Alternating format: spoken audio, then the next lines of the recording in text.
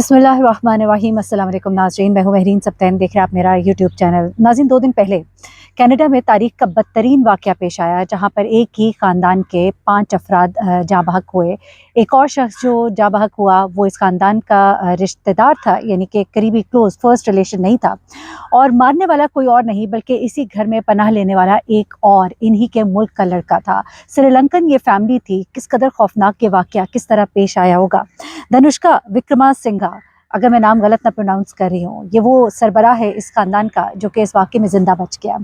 ये शख़्स कई सालों से कनाडा में रह रहा था और एक ऐसी ज़िंदगी गुजार रहा था कि जिसमें बहुत ज़्यादा मेहनत थी। वो चाह रहा था कि उसका ख़ानदान जल्द से जल्द श्रीलंका से उसके पास आ जाए। अकेले ज़िंदगी गुजारने वाले इस विक्रम की जो जद्दोजहद है वो अपनी जगह एक मानी रखती है। फिर इसने अपने ख़ानदान को बुलाया। एक खुशियों से भरा लम्हा था जब पिछले साल सर्दियों में इसका ख़ानदान यहाँ पर आता है, इसकी बीवी यहाँ पर आती है। इसकी पहले से 3 बच्चे होते हैं, चौथे बच्चे की विलादत भी यहाँ पर होती है। 2 माह बाद जब इसकी वाइफ़, जो कि खुद एक टीचर थी श्रीलंका में, वो जब यहाँ पर आती है तो 2 माह के बाद उनके यहाँ एक बेटी की विलादत होती है। यूँ इनके ख़ानदान के अफ़राद बढ़ जाते हैं। 3 बेटियाँ और 1 बेटे पर मुश्तमिल ये ख़ानदान जो है हँसी खुशी ज़िंदगी गुजार रहा होता है। धनुष्का को ये नहीं मालूम था कि जब बुध के रोज़ रात के वक्त वो अपने घर आएगा तो उसके लिए कौन सी क़यामत उसकी मुंतज़िर होगी। बहुत ही खौफनाक वो रात थी। कुलकारियों से बच्चों की आवाज़ों से खूबसूरत लम्हात से भरा हुआ ये घर जो है ये मिनटों में किस तरह से ख़त्म हो जाएगा, उसको इस चीज़ का अंदाज़ा भी नहीं था। धनुष्का जब अपने घर में रात 11 बजे एंटर होता है तो वहाँ पर 19 साला डिज़ोसा, ये तालिब इल्म था, साथ रहा एक वक्त में धनुष्का के। इस शख्स को इसने पनाह दी अपने घर में, उस पर एहसान किया, और ये लड़का जो है ये हाथ में एक चाकू लिए हुए खड़ा होता है। उसका चाकू जो है खून आलूद होता है और उसकी हालत कुछ ऐसी होती है कि धनुष्का एकदम घबरा के पूछता है कि तुमने क्या किया है, तुमने किसी को नुकसान तो नहीं पहुंचाया। ये कहता हुआ वो दौड़ता हुआ घर में अंदर की तरफ दाखिल होता है और ये लड़का डिज़ोसा इसके पीछे अंदर दौड़ता है। ये लड़का जो है धनुष्का के ऊपर अटैक करता है। ये शख्स जो है ये 4 बच्चों का बाप था, इसके ऊपर अटैक करता है, इसके सीने पर और इसकी कमर पर चाकू मारता है। इसकी एक उंगली जो है वो कट जाती है। ये अंदर जाकर देखता है खून आलूद इसका पूरा ख़ानदान जो है वहाँ फर्श पे पड़ा होता है। इसकी बीवी, इसके 3 बच्चे, 3 बेटियाँ, उसका 1 बेटा, 2 माह का बच्चा भी जो है उसकी भी गर्दन कटी होती है। और एक और शख्स जो इनके घर में रहता था, कनाडा में आया था और यहाँ पर इनके साथ रह रहा था, वो भी एक जद्दोजहद कर रहा था जिससे एक फैमिली जो है ये जद्दोजहद कर रही थी। ये शख्स जो है अंदर के दिलखराश मनाजिर देख कर पलटता है और दौड़ने की कोशिश करता है। वो लड़का जो है इस पर अटैक करता है, लेकिन ये किसी तरह से बच निकलने में कामयाब होता है। बाहर आता है, चीखता है, चिल्लाता है, खून में ये डूबा होता है, लोगों को मदद के लिए आवाज़ देता है। हमसाए में लोग जो है पुलिस को फ़ोन करते हैं, पुलिस वहाँ पहुँचती है और इस लड़के को गिरफ़्तार करती है। इससे आला कत्ल जो है ले लिया जाता है। जो धनुष्का है वो बहुत ज़्यादा ज़ख्मी हो जाता है, उसे हॉस्पिटल मुंतकिल किया जाता है। एक शदीद ट्रॉमे में है इस वक्त भी वो। उनके हमसाए में एक मॉन्क रहती है, एक खातून है। उन्होंने बहुत से चैनल्स को इंटरव्यूज़ दिए हैं और मैंने वो इंटरव्यू सुने और उसमें उन्होंने बहुत सी बातें बताई इनके बारे में, इनकी फैमिली के बारे में और इस लड़के के बारे में भी। उन्होंने यहाँ तक कहा कि ये लड़का जो है इस पर तो बहुत बड़ा एहसान किया था धनुष्का ने, उसकी फैमिली ने। उन्होंने इसे यहाँ पर अपने घर में, अपने बेसमेंट में जगह दी थी।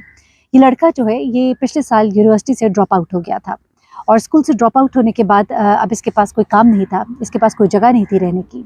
एक वक्त में जब धनुष्का यहाँ पर आया था और जब वो पढ़ रहा था, ये लड़का उसके साथ था, तब धनुष्का ने इसको मदद दी और इसको अपने घर में पनाह दी, अपने घर में जगह दी। यही नहीं बल्कि जो हमसाई हैं वो बताती हैं कि पिछले इस माह के शुरू में उन्होंने इसकी बाकायदा सालगिरह जो है वो सेलिब्रेट की।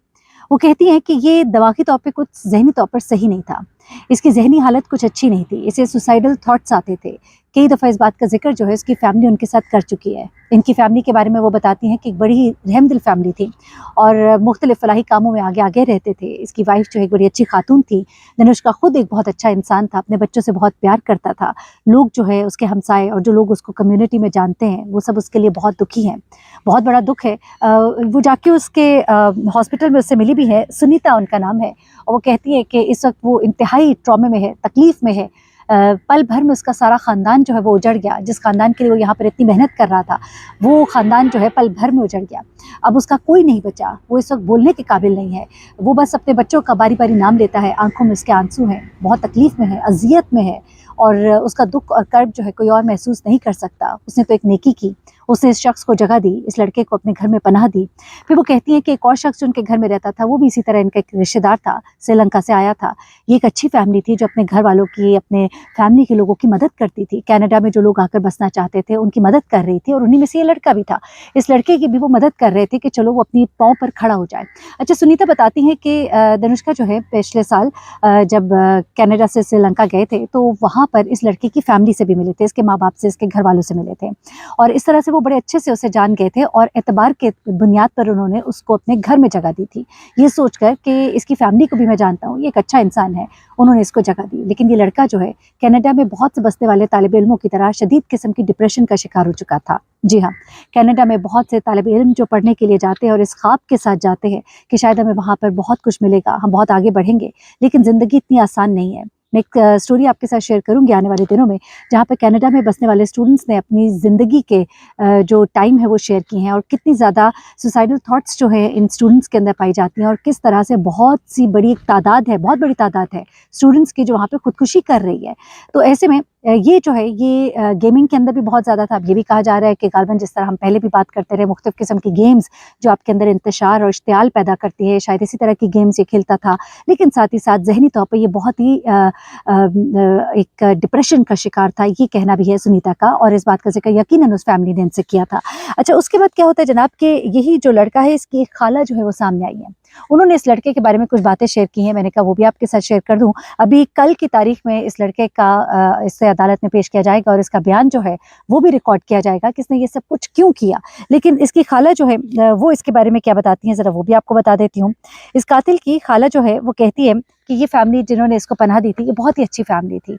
ये फैमिली जो है एक इंतहाई नेक, रहमदिल फैमिली थी और इसके बारे में उनको इस लड़के यानी कि डिज़ोइसा की फैमिली से भी पता लगा था। बड़ी माज़रत अगर मैं नाम गलत ले रही हूँ, because these names are not familiar, Sri Lankan family है ये। अच्छा, अब वो कहती है कि जो खाला है वो कहती है कि मैं अभी तक काँप रही हूँ ये सोचकर कि 2 साल पहले ये डिज़ोइसा जो कनाडा आया था, क्या वो इस तरह का था? क्या वो ऐसा इंसान था? क्या वो अपने मेहरबान और रहम करने वाले लोगों के साथ ऐसा सलूक करेगा? ये मैं सोच भी नहीं सकती। वो कहती है कि जब 2 साल पहले डिज़ोइसा कनाडा आया, तो मेरे घर 1 माह के लिए रहा था, मेरे साथ रहा था। फिर उसके बाद वो यहाँ से चला गया था। स्कूल की गालिबन जो वहाँ पे अकोमोडेशन थी, जो भी वहाँ पर इसने यूनिवर्सिटी की अकोमोडेशन में रहना शुरू कर दिया था। फिर वो कहती हैं कि फिर एकदम से न जाने क्या हुआ कि उसने तमाम रिश्तेदारों से अपना ताल्लुक जो है वो ख़त्म कर दिया। यहाँ तक कि सोशल मीडिया पे भी उसने सबसे ताल्लुक ख़त्म कर लिया, सबको उसने अलग कर दिया, सबके कॉन्टैक्ट्स जो है उसने अपने अकाउंट से उनको डिलीट कर दिया या जिस तरह भी उनको बिल्कुल कट ऑफ कर दिया। वो कहती हैं कि हमसे वो बिल्कुल भी ताल्लुक में नहीं रहा था। लेकिन वो यहाँ पर इनके पास चला गया था, ये हमें मालूम था, इनके साथ रह रहा है और इनकी तारीफ़ हमने उसकी फैमिली से सुनी थी। उसके माँ-बाप, घर वाले जो पीछे रहते हैं, उन्होंने भी बताया था कि वो अच्छे लोग हैं, तो हम भी मुतमईन थे।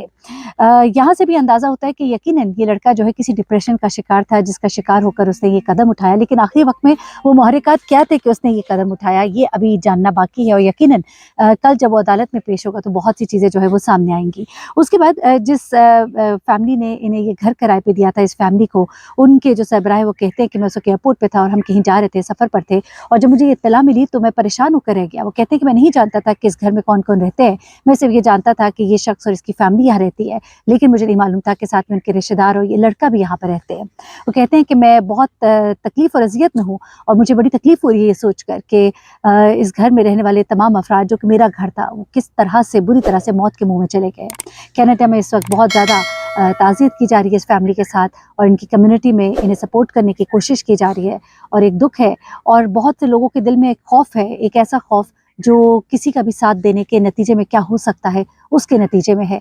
उसके नतीजे में जो पेश आया इस फैमिली के साथ। इस वक़्त तक का कनाडा का कहा जा रहा है कि 3 दहाइयों में सबसे खौफनाक और दिल दहला देने वाला ये वाक़या है जो कि इस वक़्त पेश आया है। मज़ीद जो डिटेल्स होंगी इस केस में आपको मैं आगाह करूँगी। अपना बहुत ख्याल रखिएगा, दुआ में याद रखिएगा। अल्लाह हाफ़िज़।